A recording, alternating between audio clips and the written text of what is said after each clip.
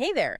So let's talk about land for a minute. Maybe you've got some acres you inherited. Perhaps they just kind of sit there, mostly idle. Or maybe you're a farmer, got some huntable ground you don't fully use.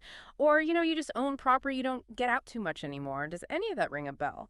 Well, what if I told you that land, that often overlooked asset, could actually be quietly generating some pretty significant income for you?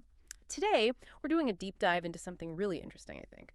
It's how thoughtfully managed land can become one of your smartest investments, like actually paying for itself, maybe even providing a healthy side income. And we're really zeroing in on one specific opportunity: leasing your land, recreational property, maybe inherited parcels, even farmland, leasing it to hunters. So our mission here in this deep dive is to give you the shortcut, basically, to understanding this potential income stream. We want to cut through the noise, lay out the minimum requirements, some things you might not expect, and yeah, how to figure out what a hunting lease is actually worth.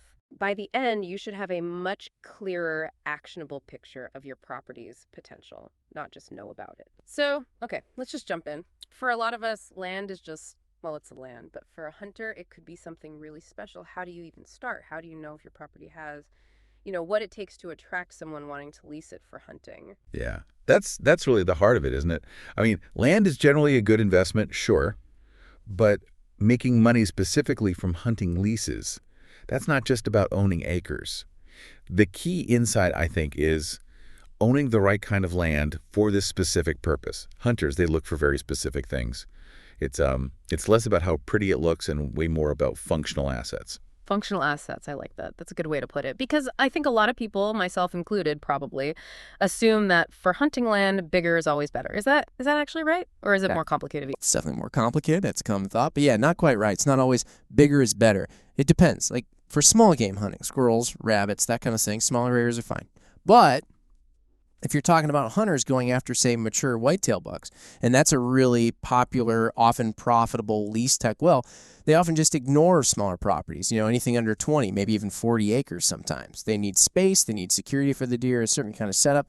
But, and this is really important for you listening, even a smaller property can be like a golden ticket if it has the right mix of assets. We're talking essentials like a reliable water source, good thick cover where deer feel safe bedding down, natural food sources, and crucially, decent access that doesn't disturb everything. These things can make a smaller piece of land incredibly attractive.